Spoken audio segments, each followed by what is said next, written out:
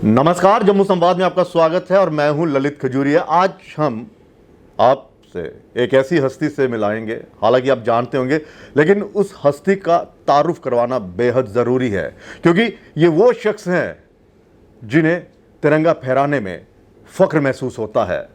घाटी में बिना खौफ ये तिरंगा फहराते हैं और हिंदुस्तान जिंदाबाद बोलते हैं। हालांकि घाटी भारत का अभिन्न अंग है, जम्मू कश्मीर भारत का अभिन्न अंग है, लेकिन कुछ साल पहले वहां पर इतने खुलेआम तरीके से तिरंगा नहीं फहराया जाता था क्योंकि आतंकियों के निशाने पर आ जाते थे देशभक्त लोग, अलगाववादी नेताओं की अलग से सियासत होती थी।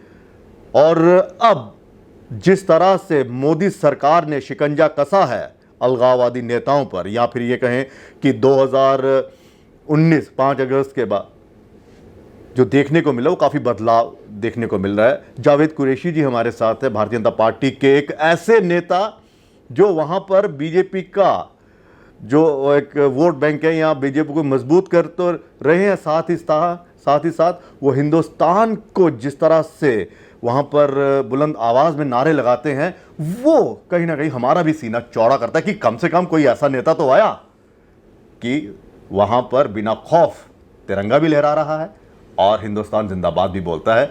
जावेद कुरैशी जी, स्वागत है आपका। आपका बहुत बहुत सर मैं नमन करता हूं सर। नहीं, हिंदी बड़ी जबरदस्त बोलते हो आप।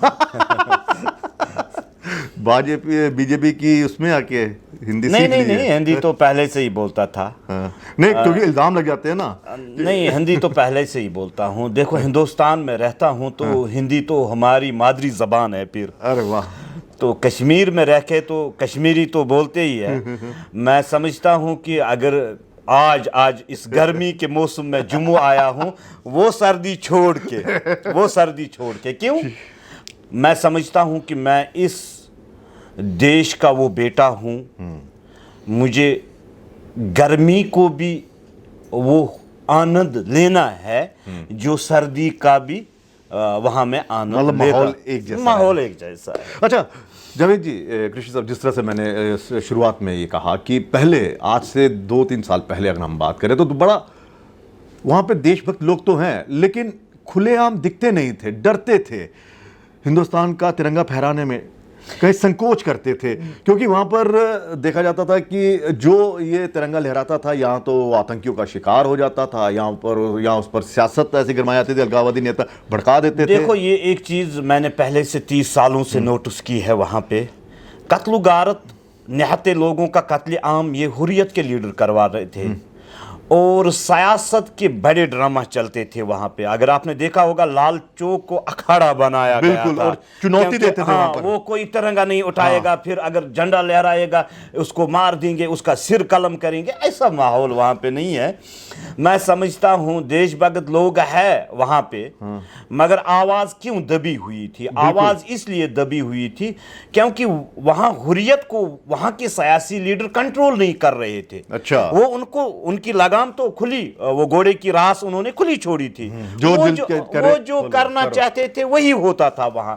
ये तो हुकूमत बना लेते थे मगर वो जो करते थे उनके इशारों पे उनके इशारों पे ये चलते थे। खासकर नेशनल कॉन्फ्रेंस, पीडीपी, इन्होंने वहां पे आतंकवाद को हकीकतन में बढ़ाया है। अच्छा, इन्होंने वो पर्दे डाले 370 की आड़ में लेके, जो करोड़ों फंड्स आते थे वहां पे।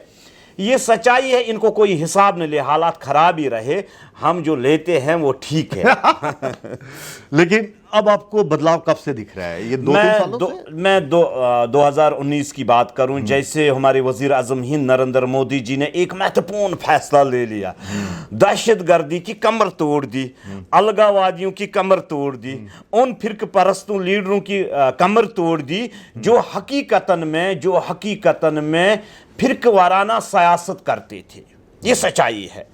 जब उनकी कमर तोड़ गई, वो हमारे जज्बात बाहर आ गए। मैंने बोला अब तो इनकी खैर नहीं है, अब हम बताएं डरने वाले नहीं हैं। अब हिंदुस्तानी किसको कहते हैं। जब महबूबा जी ने उस टाइम पे कहा था कि अब तिरंगे को कोई कांधा देने वाला नहीं है, अगर 370 को छेड़ा बारूद से फट जाएगा। वो मैं समझता हूं जब 370 से पहले वो थोड़ा बहुत जेल हुए थे कुछ दिनों के लिए, तो एक बच्चा मुझे कश्मीर में दिखा, वो बाहर निकला, एहतिजाज किया और कहा कि इनको छोड़ दो, ये तो हमारे मसीहा है। सबों ने कहा भाई ये तो खानदानी राज खत्म, दहशतगर्दी खत्म, फिरक परस्तों के दुकान बंद। ये बहुत अच्छा एक फैसला था, खासकर जम्मू कश्मीर के उन नौजवानों के लिए जो मारे जाते थे, जो आतंकवाद के साथ जुड़ जाते थे। कोई मरता था, जब कोई मरता था तो लाखों की भीड़ होती थी। तो कुछ फैसले अच्छे ले लिए हमारे भारतीय जनता पार्टी के वजीर आजम हिंद ने। मैं समझता हूं कि आज वहां कोई डर का माहौल नहीं है, कोई खौफ नहीं है और तादाद बहुत बड़ी है। अगर आपने इस 15 अगस्त को देखा होगा, वो कोई जगह नहीं है जहां हजारों लोग इकट्ठे थे और नाच रहे थे। अब तो वो देखने को मिल रहा है कि गली गली तिरंगे लहराए गए और वो जो लोग सड़कों पर बेच रहे होते हैं कि चलिए उनका भी कारो, वो भी देखने को मिला। लाल चौक जिस तरह से मतलब कि दुल्हन की तरह सजाया गया, कैसा फख्र महसूस किया उस समय आपने? मैं समझता हूं ये, मतलब आपके जज्बात बताइए, उस समय क्या आ रहा था? बिल्कुल कि आपको लगा कि मैं बोलता ये चीजें तो पहले होनी चाहिए थी। ये अगर इन फिरक परस्त लोगों ने पहले किया होता, इतने नौजवान मरगुजारों में नहीं होते, इतने लोग मारे नहीं जाते। इन्होंने अपने दुकानें चमकाए थे वहां पे इसी दहशतगर्दी पे। अब जब 370 खत्म हुआ, अब जो माहौल वहां पे है, देशभक्त लोग बाहर आते हैं तिरंगा लेके, भारत माता की जय, हिंदुस्तान जिंदाबाद के नारे जब लगते थे, कसम से कश्मीर की वादियां गूंज उठती है। मैं समझता हूं एक फारसी शायर ने कहा था, ये जन्नत बेनजीर है। ये 50 साल पहले बोला था। अच्छा, 50-60 साल पहले बोला था एक फारसी शायर ने कि ये जन्नत बेनजीर है। इसको किसकी नजर लग गई? नजर इन फिरके परस्तों की लगी थी, हुर्रियत वालों की लगी थी, पाकिस्तान दहशतगर्दों की लगी थी इस पे। मगर अब वो जन्नत बेनजीर दोबारा वापस आ रहा है, वो पटरी पे आ गए और नौजवान हकीकतन में। मैं आपके इस मतलब आपकी बातों में ये देख रहा हूं कि आपको काफी दुख है कि जो आतंकियों की भेंट चढ़ गए, जो युवा लोग, उसका मैं दर्द देख रहा हूं। आपको क्या लगता है कि इसका जिम्मेदार सिर्फ अलगाववादी नेता ही हैं, या ये जो आप कह रहे हैं कि पीडीपी, एनसी, ये मौकाप्रस्त जो पॉलिटिकल पार्टीज है? अगर सर आप 30 सालों की तवारीख उठा के देखोगे, जो हुकूमत में रहे, जिनके पास सिक्योरिटियां थी, आप एजेंसियों से बात करके देख लेना, कुछ नेताओं को पकड़ा गया। वो दहशतगर्दों को गाड़ियों में उठा के, सिक्योरिटी पुलिस की होती थी, दहशतगर्दों को उठा के या जम्मू लाते थे या और किसी जगह। आतंकवाद इन्होंने ज्यादा बढ़ाया। मतलब ये जो पॉलिटिकल पार्टी, हाँ पॉलिटिकल पार्टीज है। अगर आपने देखा होगा पीडीपी का अभी भी वो यूथ लीडर एक है, वो पारा कुछ, वो भी अभी वहां पे किसी केस में फंस चुका हुआ है। इससे पहले भी ऐसे बहुत सारे मामलात सामने आ गए, चाहे वो कांग्रेस का लीडर हो, चाहे वो पीडीपी का लीडर हो। अगर आप तवारीख को जांच लोगे, अगर आप तवारीख को जांच लोगे, 30 सालों की तवारीख में इन सियासी लीडरों ने, इन मगरमच्छों ने लाशों के बगैर कश्मीर को कुछ दिया नहीं, कश्मीर को कुछ दिया नहीं। मगर ये बड़ी अफसोस की बात है। मैं समझता हूं कि अगर अब अमन की लहर चल रही है, अब लोग जुड़ रहे हैं देश के साथ, तो इनको मिर्ची क्यों? अच्छा, एक सवाल उठता है कि आप जिस तरह से हिंदुस्तान जिंदाबाद कहते हैं, आप जिस तरह से तिरंगा फहराते हैं बेखौफ होकर, ये नहीं है मजबूरी में नहीं मैं कह रहा, नहीं कोई मजबूरी, बेखौफ होकर, जब ये लोग आपको एजेंसी का एजेंट कहते हैं या फिर आपको कहते हैं कि ये बीजेपी के एजेंट हैं, चलो कार्यकर्ता तो आप है ही हैं, या फिर और वाक्यों से आपको जब ये एजेंट, उस वक्त आपको क्या लगता है? देखो कि ना समझी है, मैं समझता हूं ये इनकी बौखलाहट आ गई। अच्छा। क्योंकि जो दुकान बंद हो चुके। मैं देश को चाहता हूं। मैं इस तिरंगे को क्यों चाहता हूं कि हजार नहीं लाखों लोगों ने कुर्बानियां दी है, तब ये तिरंगा बना। मुझे कोई झंडा नहीं चाहिए। अगर कोई पार्टी, भारतीय जनता पार्टी कहती है कि पूरे देश में चलेगा एक विधान, एक संविधान, एक निशान, तो मैं इस पे यकीन करने वाला हूं। मैं इसको चाहता हूं कि हमारे नौजवान इस तरीके से किसी गलत दिशा में चले न जाए। मैं ये समझता हूं कि जो बिहार का, यूपी का, जो हमारी सेना बॉर्डरों पे रही है, चाहे कश्मीर की बॉर्डर हो, चाहे लद्दाख की बॉर्डर हो, चाहे और किसी स्टेट की बॉर्डर हो, हम तब सो रहे हैं जब हमारी सेना वहां पे हिफाजत कर रही है।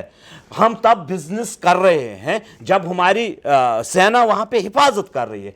उसी सेना का हम सलूट नहीं करेंगे तो किसका सलूट? आतंकवादियों का सलूट करूंगा? नहीं भाई, ऐसा हो ही नहीं सकता। मैं उन तिरंगों को मानता नहीं हूं, मैं एक ही तिरंगे को मानता हूं जिसके लिए करोड़ों लोगों ने कुर्बानियां दी है, तब ये तिरंगा बना। आपको लग रहा है कि बदलाव आया है? क्योंकि मैं आपके इंटरव्यूज देख रहा हूं, कुछ पत्रकार जो हैं वो मुझे लगता है कि आपको टारगेट भी कर रहे हैं। देखो ये देखने को मिल रहा है, वो पूछते हैं आपसे कि तरक्की क्या है, कहां कहां तरक्की है, तो आप बताएंगे थोड़ी तरक्की? देखो सर, तरक्की एक चीज ये बताते हैं, बिजली आ जाएगी तरक्की हो गया, रोड बन गया तरक्की हो गया, किसी युवा को नौकरी मिली तरक्की इन चीजों से नहीं होती है। तरक्की तब महसूस होती है जब मेरी बहन, जब जावेद कुरैशी लाल चौक में रात के 12 बजे सिक्योरिटी के बगैर चाय पिएगा। तरक्की इसको कहते हैं। अमन का माहौल जब आप बनाओगे, तभी तो ये डेवलपमेंट होगी। जब सऊदी अरब से, जब अमेरिका से लोग आ जाएंगे कश्मीर को देखने के लिए, तरक्की खुद ब खुद हो जाएगी। ये एक वो स्विट्जरलैंड जैसा कश्मीर है, इसमें नेचुरली खूबसूरती है। आपको लगता है कि आपको इस पर घेरते हैं ये लोग सब? देखो ये क्या करते हैं, ये कुछ लोग ऐसे होते हैं जो किसी को नीचा दिखाने की कोशिश करते हैं। मैं इन चीज़ों से नहीं डरता हूं। मुझे इतनी थ्रेट्स आती है कि कब जावेद कुरैशी का मुंह बंद हो, कब इसकी आवाज़ बंद हो, मगर मैं इन चीज़ों से नहीं डरता हूं। मैं कहता हूं कि मुझे ज़िंदगी अल्लाह ताला ने दी, किसी पार्टी ने नहीं दी, न पाकिस्तान ने दी। मैं हिंदुस्तान में पैदा हुआ हूं। कश्मीर हिंदुस्तान का अटूट अंग है, ये मैं मरते दम तक पहले से भी कहता हूं, आज भी कहता हूं, क्योंकि कश्मीर में जो हो रहा है वो वहां की कुछ फिरक परस्तों की वजह से हो रहा था। अब वो वजीर आजम हिंद मिला है, वो इनकी बोलती बंद कर देता है। क्योंकि आपने देखा होगा पुलवामा में जब वो हमारे सीआरपीएफ के शहीद हुए, पूरा देश मातम में था। किसी घर में मेरे ख्याल में खाना नहीं खाया होगा और रो रहे थे लोग, मगर कुछ फिरक परस्त लोगों ने बोला था जरा दहशतगर्दी अब बढ़ेगी, अब इनको डर लगेगा। हमारा वजीर आजम हिंद नरेंद्र मोदी जी ऐसा निकला, उसने 24 घंटे में घर में घुस के इनको दिखाया यार वजीर आजम किसको बताते और हिंदुस्तान किसको बताते। इस वजीर आजम को हम सैल्यूट नहीं करेंगे और क्या करेंगे, मुझे बताए। वो कहते हैं कि ये वजीर आजम जो है वो एक कौम का दुश्मन है, खुले तौर पर कहते हैं, क्योंकि ये प्रोपेगेंडा चलता है कि मुस्लिम मतलब ये नहीं है उनके। देखो मैं कुछ बातें बताऊंगा। पहले जब किसी लीडर को तनकीद करना है या किसी पार्टी को तनकीद करना है, इसका बैकग्राउंड देख लीजिए, ठीक है। मजहब को इसके साथ जोड़ने की जरूरत नहीं है। आपको अच्छाई देखनी है, अच्छाई क्या हो रही है। आप मेरा वो चीज देख रहे हैं, इसने बुरा क्या किया, ओ भाई बुरे को छोड़ो भाई, अच्छाई देखो। अगर 30 सालों से हमारे नौजवानों को कत्ल किया जाता था, अब वो सही रास्ते पे आ रहे हैं, इनको रोजगार मिल जाएगा, ये आगे बढ़ जाएंगे। यूथ के साथ आपकी बातचीत होती होगी ना, कश्मीर के भी और जम्मू के भी, वो क्या कहते हैं कि चलिए शांति का माहौल तो हो गया, अब बेखौफ होकर हम तिरंगा भी फहरा रहे हैं, सब कुछ हो रहा है, वो रोजगार की तो बात करते होंगे ना, देखो कि हमें रोजगार भी चाहिए, रोजगार जरूरी, बहुत बड़ा बेरोजगारी भी दूर हो। देखो फिर आप किस तरह से उनको बताते हैं? बड़ा मुद्दा है रोजगार का। जम्मू कश्मीर में हकीकतन नौजवान पिछले 30-40 सालों से बेकार है, तालीम याफ्ता है, मगर इन बेरोज़गारों से भी मैं ये कहूँ कि अब ऐसी सरकार है जो मेरिट बेस पे लगती थी, आज किसी एमएलए का नहीं चलता है, आज किसी लीडर का नहीं चलता है। जिसने जितनी तालीम हासिल की उसको उसी हिसाब से एग्ज़ाम पास करें और नौकरी करें। ये जरूरी नहीं है नौकरी हर एक को मिल जाएगी, ये जरूरी नहीं है। बड़े बड़े प्रोजेक्ट आ जाएंगे, बड़े बड़े प्रोजेक्ट आ जाएंगे इंशाअल्लाह रहमान जम्मू कश्मीर में, इसमें हमारे युवा जाएंगे, नौकरी करेंगे। यहाँ ऐसे भी बैंक्स जो भारतीय जनता पार्टी के लीडरों ने एक पॉलिसी बनाई या हमारे गवर्नर साहब ने पॉलिसी बनाई, हकीकतन में इन युवाओं को अपना रोजगार खड़ा करें और आगे बढ़ें। ये जरूरी नहीं हर आप बताओगे पूरे कश्मीर के लोगों को रोजगार मिलेगा, वो नहीं हो सकता है। आप में जो देशभक्ति जो मैं देखता हूँ, और हमारा सीना भी चौड़ा होता है, जी इसमें कोई वो नहीं है, लेकिन सवाल ये उठता है कि ये देशभक्ति नरेंद्र मोदी की सरकार के बाद आई है या पहले से शुरू से आप ऐसे देखो थे? मैं पहले से ही ऐसा था। अगर आप 2006 से मेरे बयान देखोगे ना, मैंने हुर्रियत को हर वक्त नकारा। अच्छा, इसमें हमारा लॉस हुआ। हम दो तीन भाई थे, उनको दहशतगर्दों ने मार दिया। उसके बाद मेरा हाउस ब्लास्ट हुआ। अच्छा, मतलब इतनी हाँ, कुर्बानी वो कुर्बानियां दी है। आज ये मतलब लोग जानते नहीं है ना, इसलिए मैं कह रहा हूँ। बीजेपी के टाइम पे आ गया वो झंडा उठाने के लिए। मैं इससे पहले भी, अगर आप नारद कश्मीर में जाओगे, मैंने 2006 में असेंबली इलेक्शन कंटेस्ट किया है। मैं किसी पार्टी का भगत नहीं हूं, मैं देश भगत हूं, हिंदुस्तान को दिल से चाहता हूं। पार्टी तो आती रहती है, आज मैं बीजेपी में हूं, कल और किसी में होगा। पार्टियों का इसमें कोई मकसद नहीं। नरेंद्र मोदी जी के जबरदस्त फैन। उसने ऐसा काम किया। देखो, नरेंद्र मोदी जी ने हमारे नौजवानों को बचाया। अगर मैं बीजेपी में आया हूं, यह हकीकत है, इसी वजह से आया हूं। अच्छा। किस लिए? कि जो 30 सालों में मैंने गन, ग्रेनेड, बम ब्लास्ट देखे और निहत्ते लोगों का कत्ले आम देखा, उस पर लगाम दे दी किसने? हमारे वजीर आजम हिंद ने। मैं दिल से चाहता हूं, मैं दिल से सैल्यूट करता हूं। ये हकीकत है, इसमें दो राय क्या है? आप डरते हो बोलने से, हम क्यों डरेंगे भाई? लेकिन आरोप ये लग रहा है कि अगर कल को सरकार बनती है तो आप मिनिस्टर की कुर्सी हासिल करने के लिए यहां पर आए, चुनाव लड़ना आपने। देखो बात सुनो, चुनाव तो पहले मुझे लड़ना ही नहीं है, आप ये याद रख लेना। अच्छा, चुनाव नहीं लड़ेंगे? मैं किसी वोट की राजनीति नहीं करता हूं। मतलब अगर टिकट देगी तो लड़ोगे? देखिए, देखो, नहीं लड़ूंगा। अच्छा, नहीं लड़ना? नहीं लड़ना ही नहीं है। पहली बार देखे? नहीं, इसका कसम से सच बोल रहा हूं। मैं बोलता हूं, मुझे टिकट भी नहीं चाहिए, मुझे लड़ना भी नहीं है इलेक्शन। मैं बीजेपी में इसलिए आया हूं कि बीजेपी ग्राउंड में जिस तरीके से काम करती है, इलेक्शन मुद्दा नहीं है हमारा। आप एमएलए बनो, आप मिनिस्टर बनो, नहीं, ये मुद्दा नहीं है। हम अमन कैसे बहाल करें, हमारे नौजवान किस मुकाम तक पहुंचे, ड्रग्स खत्म हो, जो पाकिस्तान वहां से ड्रग्स भेज देता है, हमारे नौजवानों को यूज करके हमें इन चीजों पे कंट्रोल करना है। मैं किसी पद के लिए नहीं आया हूं, ये सच्चाई है। मैं ताउम्र अगर मैं कार्य करता ही रहूं, मैं फख्र समझूंगा, क्योंकि मैं देश की बात उस तरीके से करता हूं और अपने देश का नाम रोशन करना चाहता हूं। मुझे कोई मिनिस्ट्री भी नहीं चाहिए, मुझे कोई इलेक्शन भी नहीं। रोशन तो देश का नाम हो ही रहा है, क्योंकि जब बाहरी मुल्कों में ये खबर चलती है कि बेखौफ होकर जावेद कुरैशी किस तरह से तिरंगा घाटी में फहरा रहा है, तो ये तो है ही है ना। नहीं सर, वो सही बात है। इसके लिए हमारे बड़े बड़े लीडर हैं, वो इनको अल्लाह ताला आगे भेजे।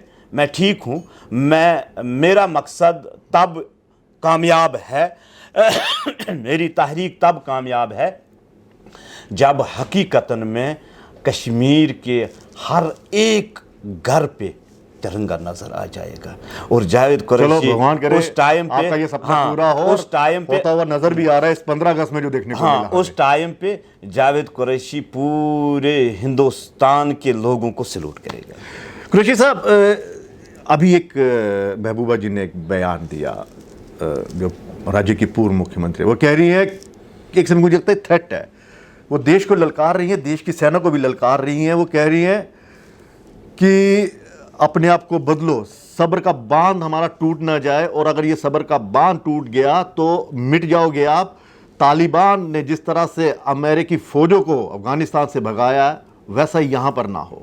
यानी कि आपको लगता है कि खुली चुनौती दी जा रही है भारतीय सेना को, भारतीय मतलब हिंदुस्तान के संविधान को, हिंदुस्तान। मैं समझता हूं सर, महबूबा मुफ्ती का दिमागी तवाजुन खराब हो चुका है जब से 370 खत्म हुआ। अच्छा। पहली बात। उसके बाद कुछ गिने चुने लोग थे, वो तो अल्ताफ बुखारी साहब ने ले लिए। अब कुछ और गिने चुने लोग हैं तो उनको सजाद साहब ने ले लिया। अच्छा। अब अकेली बेचारी बेटी है रूम में, ठीक है। अब वो ऐसे बयान तो दे देगी है। मैं समझता हूं सेना को छोड़ो, हिंदुस्तान के लोगों को भी छोड़ो, जावेद कुरैशी के कार्यकर्ताओं से मुकाबला करके देखें, ये सच्चाई है। बीजेपी को भी छोड़े, और जो देशभक्त कश्मीर में रह रहे हैं उनसे तो पहले तो उनसे आप मुकाबला करें। पहले तो मैदान में वो तो बात लगता है कि वो तालिबान की यहाँ पे थ्रेट दे रही है, यानी कि उनके बयान से ऐसा लग रहा है ना कि तालिबानों को वो यहाँ पे लाना चाहती है, या उनकी तरह की सोच यहाँ पर आ जाए। वो सर सोचते हैं अभी मनमोहन सिंह की सरकार है। अच्छा, ठीक है। वो मुंह बंद है तो कोई पूछेगा नहीं, कोई बताएगा नहीं। अभी नरेंद्र मोदी की सरकार है। हम जानते हैं, हमारी सरकार भी जानते हैं किस घर में कैसे घुसना है, ये हम सब जानते तो हैं। आपको लगता है इन पर एक्शन होगा या फिर पक्का। छोड़ रहे हैं कि नहीं, चलिए नहीं, राजनीति भी तो ऐसा- करनी है ना? नहीं नहीं नहीं, ऐसा कुछ नहीं है, ऐसा कुछ नहीं है। मैं समझता हूं महबूबा मुफ्ती एक बार इसको वीजा दिया जाए और तालिबान में भेजा जाए। 24 घंटे की मैं बात नहीं करूंगा, मैं 24 सेकंड की बात करूंगा। 24 सेकंड वो उनसे जिंदगी गुजारे, बिना भूखे। हाँ, फिर आ जाएं। फिर मैं दिखाता हूं वो कैसे इंडिया गेट पे जाएगी और नमन करेगी। वो कहेगी बस अब तालिबान मुझे नहीं चाहिए। अच्छा सर, दूसरा ये है कि आपको डर लगता है? सच बताइएगा। नहीं, डर का सच्चाई है। अगर आपने मेरा हर एक तकरीर सुना होगा या कुछ भी, तो डर मुझे नहीं लगता है। सच्चाई है, ये झूठ नहीं है। मैं किसी से पहले डरता ही नहीं हूं, बचपन से आज तक। अच्छा। दूसरा, मैं सोचता ये हूं कि अगर आप फिरक परस्तों के डर में आके अपने देश को डुबाना चाहते हो तो मैं समझता हूं आप नामर्द है। नहीं, हकीकतन में अगर अल्लाह ताला ने आपको ज़िंदगी दे दी है, वो सच्चाई के, और आप एक मुसलमान का ईमान सच्चा होना चाहिए। मैं अपनी देश की हिफाजत, अपने तिरंगे का मान आन शान बढ़ाने के लिए 24 घंटे जावेद कुरैशी तैयार है। अलगाववादी काफी डर गए हैं, क्या चक्कर है? हुर्रियत तो अब मतलब उसमें वो बयान लगाने की बात क्या हुई? जब किसी मकान की नीचे वाली बेस जो होती है, बुनियाद जब ठीक न हो तो छत ऊपर से खुद ही गिर जाता है। इन्होंने एक ड्रामा क्रिएट किया था निज़ाम मुस्तफ़ा का नारा देकर, यहाँ क्या चलेगा निज़ाम मुस्तफ़ा। मैंने कई लोगों से बात की, मैंने बोला भाई आप ये मुझे बता, पाकिस्तान में निज़ाम मुस्तफ़ा है? आप कश्मीर की बात, कश्मीर एक छोटा खिता है। आप करगिल की बात करो, आप जम्मू की बात करो, यहाँ हर एक मजहब के लोग रहते हैं। आप किस दुनिया में यार सो रहे हो? और तवारीख पढ़ो, आप पाकिस्तान की तवारीख पढ़ो। जब पाकिस्तान अलग देश बना और किस वहाँ पे जमात इस्लामिया ने एक वो क्रेड पॉलिसी की थी, अब हम निज़ाम मुस्तफ़ा यहाँ पे कायम किए, इसको जमात इस्लामिया को एक वोट नहीं मिला। आप तवारीख झांक करके देख लीजिए। मतलब ये जो बदलाव आ रहा है इसमें अलगाववादी नेताओं में, हुर्रियत में, ये भी मोदी साहब की वजह से ही आ रहा है। ये मोदी साहब की वजह से। पुरानी सरकारें क्यों डरती थी इनसे फिर? तो देखो, पुरानी सरकारों को फायदा था इसमें। अच्छा। इनको कुर्सी मिलती थी, अच्छा, इनको इख्तिदार मिलता था। दूसरा, जो भी करोड़ उस फंड्स आते थे वो इनको अपने कोठियों को सजाने के लिए, टूर वहाँ पे आप बाहर मुल्कों में टूर करो और जेके बैंक को लूटना, बाकी बैंकों को लूटना, ये बहुत बड़े मुद्दे हैं। इनको टाइम लग जाएगा। आप पर आते हैं, वो कुर्ता जो फाड़ा था वो क्या मतलब कि अपने होशो हवास में फाड़ा था या फिर जोश जोश में ऐसे नहीं नहीं, जोश जोश में नहीं, होश हवास में, होश हवास में। देखो, अगर मैं उस वक्त बाहर नहीं आता, मैं बाहर आया अपने कार्यकर्ता लेके, महबूबा जी ने जब वो एक बयान दिया था, तिरंगे को कोई, तिरंगे को कोई कांधा देने वाला नहीं है कश्मीर में, मैंने बोला आज तो बाहर जाना ही पड़ेगा, इसको, हाँ, इसको अब सिखाना पड़ेगा। तो जैसे मैं बाहर आया तो वो कुर्ता फाड़ा मैंने, उस कुर्ते ने एक लहर चमका दी कश्मीर में।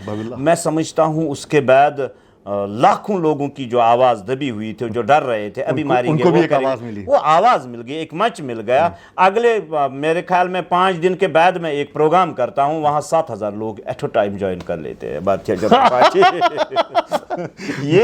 ये है उस कुर्ते का, ठीक है।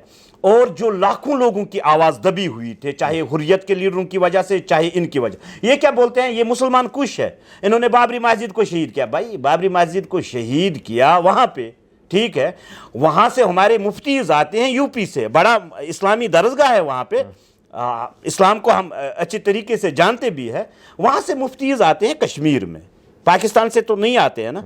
वहां क्या कोई मुसलमान नहीं है जो फतवा दे देगा? कश्मीर में ये गोले फाट रहे हैं, क्यों भाई? किस किस दुनिया में रह रहे हो? करोड़ों मुसलमान हिंदुस्तान में रो रहे हैं, कश्मीर में कुछ आबादी है। आपको लगता है कि ये कश्मीर के जो मुस्लिम्स की आवाज़ यही नेता बनते हैं या आप जैसे और नेता भी आएंगे? नहीं नहीं, अभी और अभी कितने जावेद कुरैशी तैयार कर रहे हो? अभी जावेद कुरैशी मेरे ख्याल में लाखों में तैयार हो चुके हैं।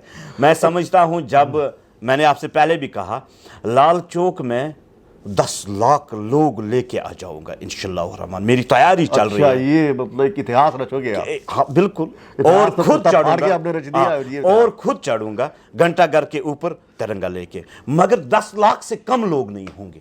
10 लाख से कम नहीं है। मतलब उनमें ये विश्वास आप पैदा करोगे कि कोई डर नहीं है, बिल्कुल ये मुल्क हमारा है, बिल्कुल, और हम इस मुल्क के बाशिंदे हैं। बिल्कुल सर। ठीक है। कल आपका एक बयान जो मैं देख रहा हूँ, मोदी के बारे में, अपने नरेंद्र मोदी जी के बारे में आपने कहा कि वो मेरे पिता समान है, मैं उनके पाँव धोकर पीऊंगा, तो आप निशाने पर आ गए। क्या?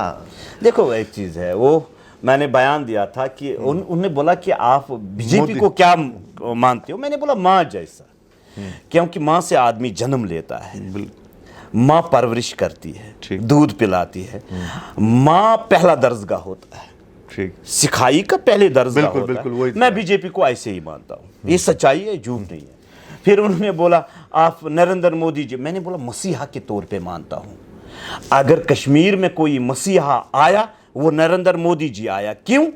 क्योंकि 2 सालों में हमारे नौजवान बच गए, जिन माँ बापों ने इनको तैयार किया है बुढ़ापे के सहारे के लिए, बिल्कुल। अब वो वहाँ पे नहीं मर रहे हैं, अब आतंकवाद वहाँ पे नहीं है, अब देशभक्त लोग जिंदगी सिर उठा के जी रहे हैं वहाँ पे। इसलिए मैं नरेंद्र मोदी को मसीहा मानता हूँ। वो मैंने कहा था जब मैं मिलूँगा उसका प्रणाम करूँगा, पाँवों को छूँगा, ये सच्चाई है, मैं दिल से चाहता हूँ। मैं वो फिर कोई बात बाहर कहे ये ऐसा है, ये मोदी का वो है, ये मुझे कहें जिसको जो कहना है। कॉल्स कितनी आती है फिर आपको जब इस तरह के बयान? बहुत सारे आते हैं, क्या कहते लाखों, वो अपने अपने हिसाब से बोल देते हैं। सिक्योरिटी आप ही मांगते हो कि नहीं? नहीं, मैंने कभी सिक्योरिटी नहीं मांगी, मैंने कभी नहीं मांगी।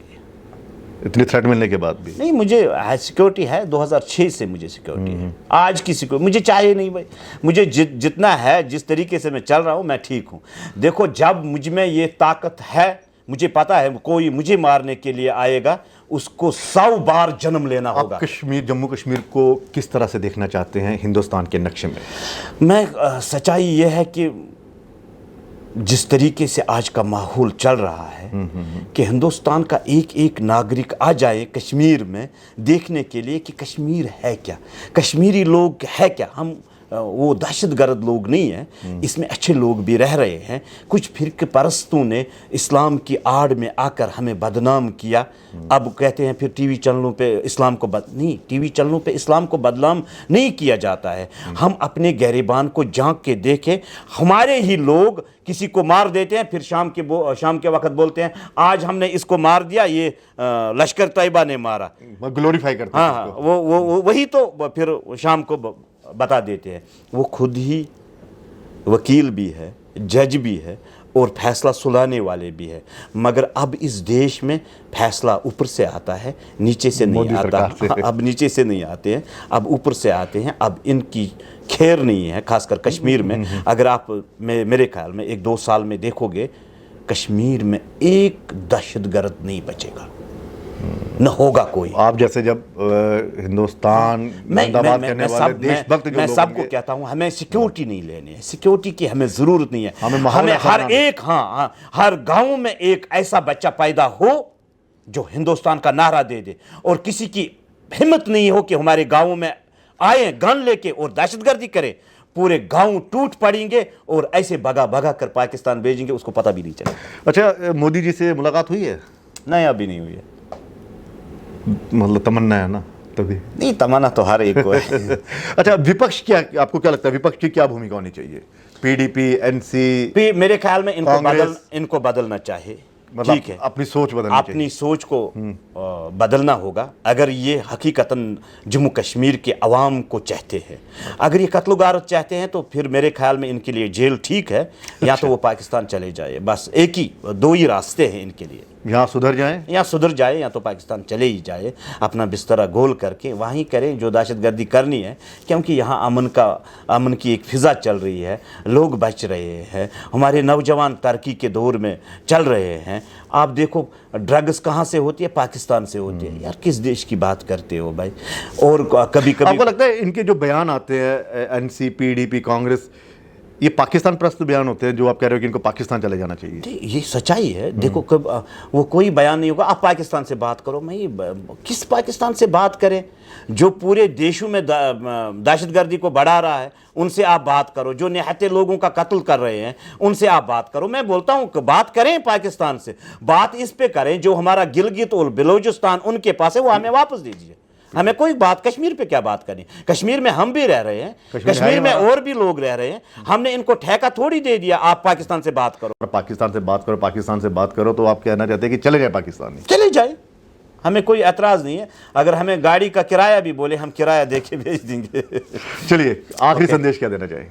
आखिरी संदेश में जम्मू कश्मीर के अवाम से एक ही बार और एक ही देना चाहता हूँ कि नौजवान जो आज बच रहे हैं, ये मोदी जी की देन है। हकीकत में आप आगे आ जाएं और अपने मुल्क का नाम रोशन करें, IPS डिग्रियां करें, डॉक्टर बने, और पहले जो होता था अब वो हमें नहीं चाहिए, क्योंकि जो आने वाले नौजवान हैं, हमारे बच्चे हैं, जो यूथ है, इनको इन गलत रास्तों से छुड़ा कर लाए और आगे बढ़ाए। चलिए, बहुत बहुत शुक्रिया। Thank you sir, thank you.